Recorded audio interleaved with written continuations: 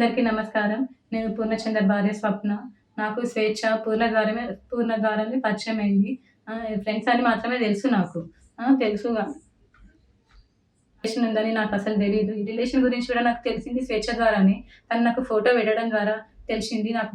నేను పూర్ణని అడిగాను. ఏంటిది అని చెప్పేసి అడిగితే చెప్పాడు.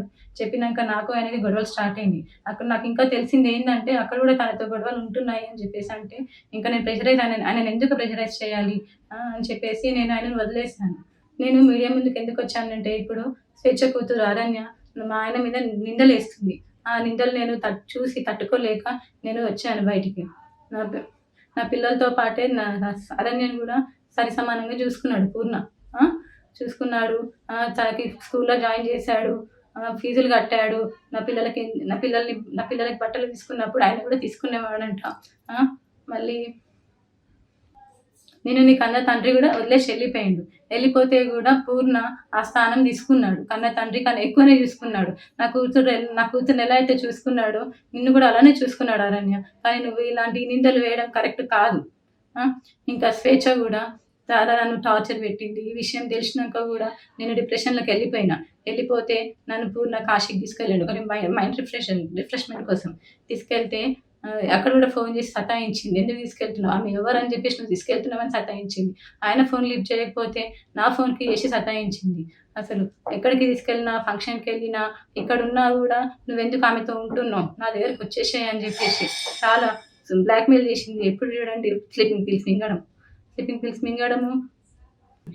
నాకు ఆడపిల్లుంది. స్వేచ్ఛ కూతురు అరణ్యని గూడా పూర్ణ నా కూతురులాగానే చూసుకున్నాడు. నాకు తెలియకుండా పిల్లలని ఆమె దగ్గరికి తీసుకొనెళ్ళి ఆడిపిస్తుంటే వచ్చేవాడు. తర్వాత నాకు నా పిల్లలు చెప్పారనమాట. అమ్మ ఒక అక్క దగ్గరికెళ్ళి ఆడుకుంటున్నాను. ఒక ఆంటీ ఉన్నది.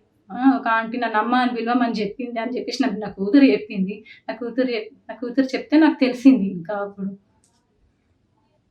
అరణ్య ఇట్లా ఎందుకు చెప్పిందో నాకు తెలీదు. తన వెనకాల ఎవరుండి చెప్పిస్తున్నారో గూడా నాకు తెలీదు. కానీ ఇవన్నీ చేయొద్దు అరణ్య నువ్వు. కొంచెము మా ఆయన మీద నాకు నమ్మకం ఉంది. ఆయన అంత చెడ్డ మనిషి కానే కాదు. ఇంత చేరదీసిండు నిన్ను అరణ్య. మీ మమ్మీని ఇంత చేరదీసినా గూడా నా బతుకుని మీ మమ్మీ ఏం చేసిందమ్మా? తీసుకుపోయి మమ్మల్ని రోడ్డు పాలు చేసేసింది. ఇప్పుడు నా జీవితము ఏంటి? నా పిల్లల భవిష్యత్తు ఏంటి అరణ్య? నాకు కోర్టు మీద నమ్మకం ఉంది. మా ఆయన నిర్దోషి. నేను ఆయనని ఎలాగైనా కాపాడుకుంటాను. అందరికీ నమస్కారం. నేను పూర్ణచంద్ర భార్య స్వప్న. నాకు స్వేచ్ఛ పూర్ణ ద్వారానే పరిచయమైంది. ఫ్రెండ్స్ అని మాత్రమే తెలుసు నాకు. తెలుసు రిలేషన్ ఉందని నాకసలు తెలీదు. ఈ రిలేషన్ గురించి కూడా నాకు తెలిసింది స్వేచ్ఛ ద్వారానే. తను నాకు ఫోటో పెట్టడం ద్వారా తెలిసింది. నేను పూర్ణని అడిగాను. ఏంటిది అని చెప్పేసి అడిగితే చెప్పాడు. చెప్పినంక నాకు ఆయనకి గొడవలు స్టార్ట్ అయింది. అక్కడ నాకింకా తెలిసిందేందంటే అక్కడ కూడా తనతో గొడవలు ఉంటున్నాయి అని చెప్పేసి అంటే, ఇంకా నేను ఆయనని ఎందుకు ప్రెషరైజ్ చేయాలి అని చెప్పేసి నేను ఆయనను వదిలేసాను. నేను మీడియా ముందుకెందుకొచ్చానంటే ఇప్పుడు స్వేచ్ఛ కూతురు అరణ్య మా ఆయన మీద నిందలేస్తుంది. ఆ నిందలు నేను చూసి తట్టుకోలేక నేను వచ్చాను బయటికి. నా పిల్లలతో పాటే అరణ్యని గూడా సరిసమానంగా చూసుకున్నాడు పూర్ణ. చూసుకున్నాడు. తనకి స్కూల్‌లో జాయిన్ చేశాడు. ఫీజులు కట్టాడు. నా పిల్లలకి బట్టలు తీసుకున్నప్పుడు ఆయన కూడా తీసుకునేవాడంట.